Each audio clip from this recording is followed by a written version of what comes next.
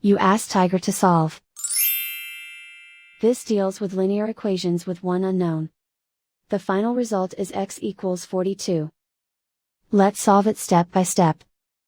Simplify the expression. Find the greatest common factor of the numerator and denominator.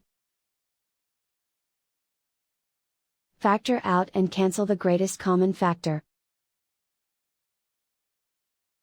Swap sides. Isolate the x. Multiply both sides by 28. Group like terms. Multiply the coefficients. Simplify the fraction.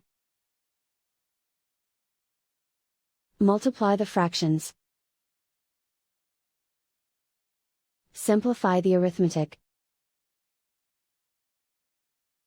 And so the final result is x equals 42.